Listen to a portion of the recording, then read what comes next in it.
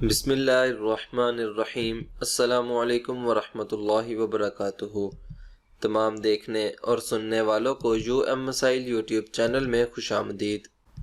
دوستو، انشاءاللہ العزیز آج کی اس ویڈیو میں آپ کے ساتھ چند سوالات شیئر کروں گا، جیسا کہ اگر انسان کو اپنی تقدیر پر صبر نہ آتا ہو تو وہ کیا کرے، اور کیا عورت کا شوہر سے پہلے مرنا عورت کے لیے خوش قسمتی کی علامت ہے، اور یہ کہ خودکشی حرام کیوں ہے جبکہ اس کی موت ہی ایسے لکھی تھی۔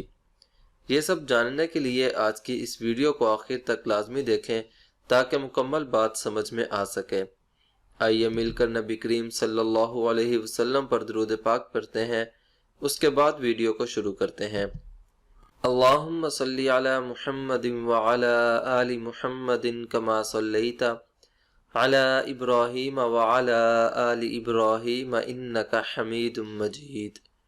اللہم بارک علی محمد وعلی آل محمد کما بارکت علی ابراہیم وعلی آل ابراہیم انک حمید مجید۔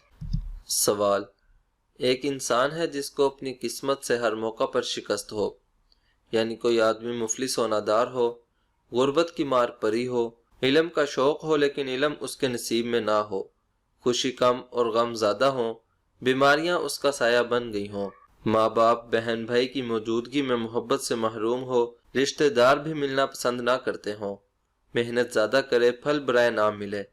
ایسا انسان اگر یہ کہے کہ یا اللہ، جیسا میں بد نصیب ہوں ایسا تو کسی کو نہ بنانا، تو اس کے یہ الفاظ اس کے حق میں کیسے ہیں؟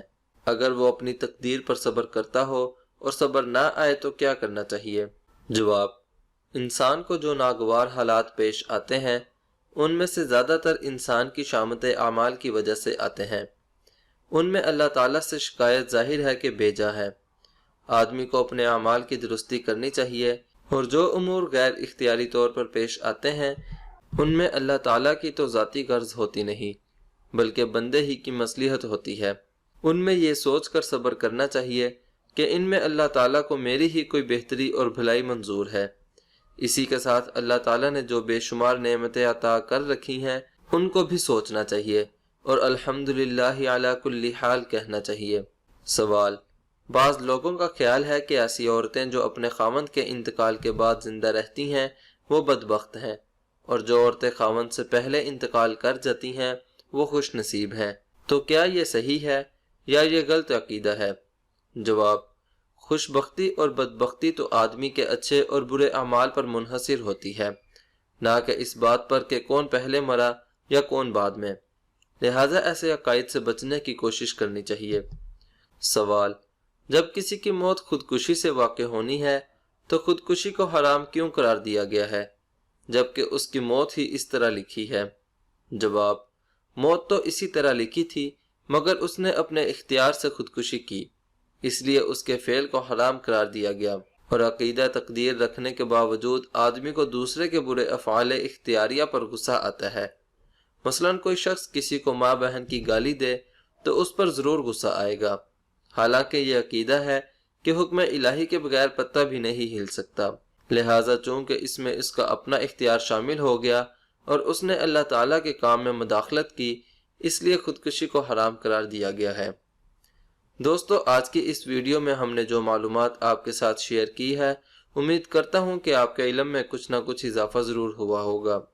آپ سے گزارش ہے کہ اس ویڈیو کو اپنے دوستوں کے ساتھ بھی فیس بک اور واٹس ایپ پر لازمی شیئر کریں تاکہ اور لوگ بھی اس ویڈیو سے فائدہ اٹھا سکیں اور ان کے علم میں بھی اضافہ ہو اور میرے اور آپ کے لیے صدقہ جاریہ بن سکے۔ امید کرتا ہوں کہ آج کی یہ ویڈیو آپ کو ضرور پسند آئی ہوگی۔ ویڈیو پسند آنے کی صورت میں ویڈیو کو لائک کریں اور اپنے دوستوں کے ساتھ بھی ضرور شیئر کریں، اور مزید اسلامک ویڈیوز کے لیے ہمارا چینل مسائل ضرور سبسکرائب کریں۔